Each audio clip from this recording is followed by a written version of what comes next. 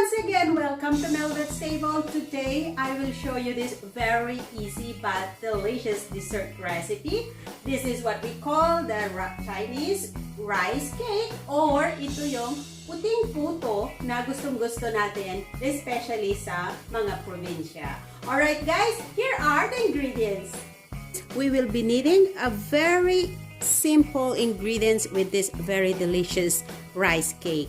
Okay, we will be needing 1.5 cup of water plus 1.5 cup of white sugar, 2 teaspoons of instant yeast with 60 ml of water, and of course we have 2.5 cup of rice flour and 2.5 cup of water, and plus 2 tablespoons of cooking oil, canola oil or any oil. First, we will put the water into the pan. We can now put the sugar to dissolve into the water.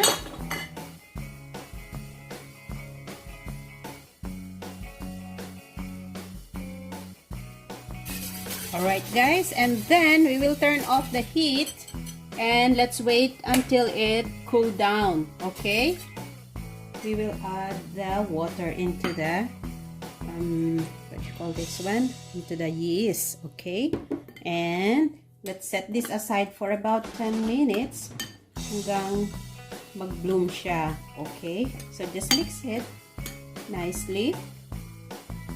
Add the water into the rice flour and mix it thoroughly.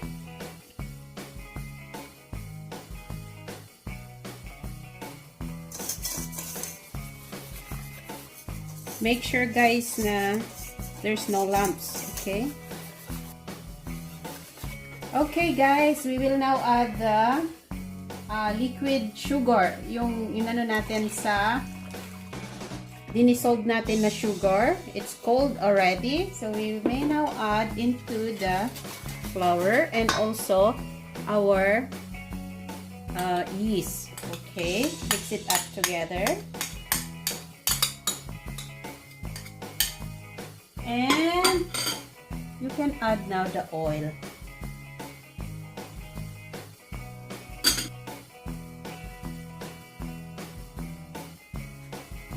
Okay guys, after that, we will cover this for a while, maybe about 2 hours, so that for the fermentation. Alright, so tatakpan natin siya ng ganyan. And also, we will put a towel around it. Okay? And after 2 hours, saka tayo mag-i-steam. Alright guys, let's check. Wow, look at this. If you see those bubbles, there you go. If you see those bubbles, they're really good. And it's ready now for steaming. Alright.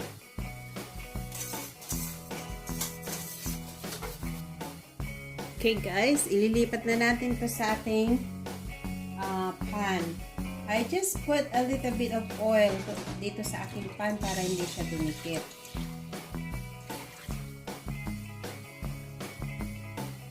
Okay. Then, we will cover this with foil.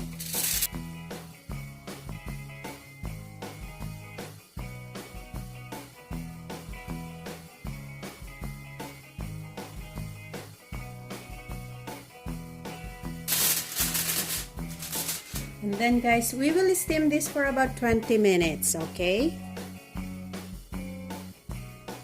Ayan guys, mainit na, kumukulo na yung aking steamer. So, first, ilalagay ko yung isa dito sa loob. Just be careful kasi mainit. There you go. Then,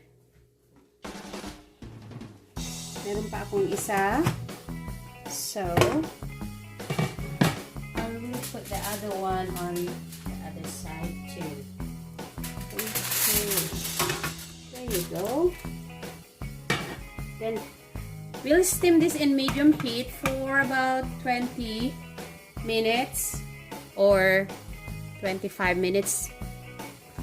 Alright guys, after about 25 minutes, let's check it. I think this is good enough.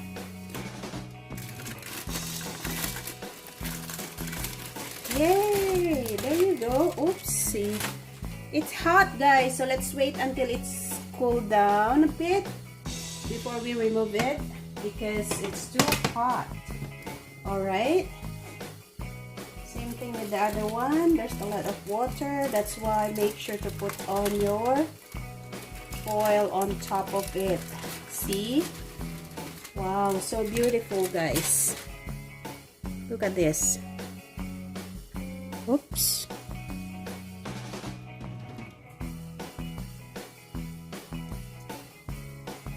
Yan guys, it's so beautiful. Perfect. Alright, let's just wait to cool down for a bit and then we will slice it and let's have our merienda. Alright.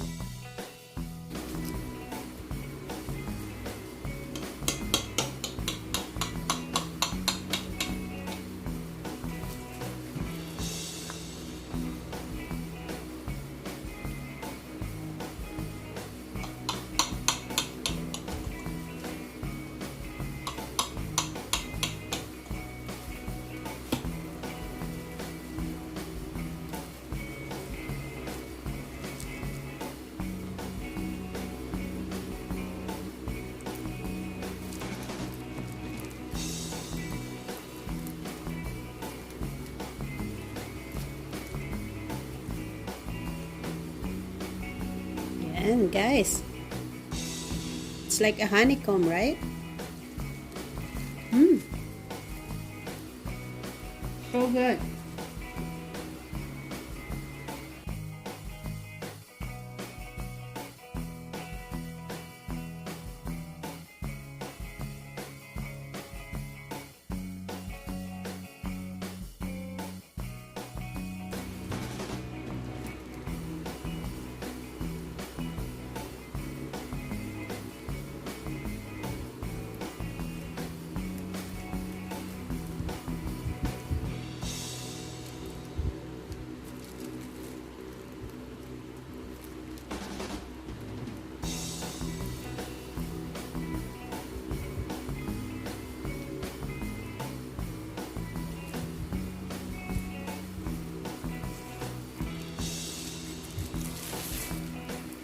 Alright guys, here it is, our rice cake, Chinese rice cake.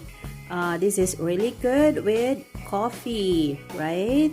Alright, to all my subscribers, thank you so much. And if you are new in my channel, please don't forget to click on the subscribe button and the notification bell so you'll always be updated every time I will post a video in my channel. Thank you so much and till next time again.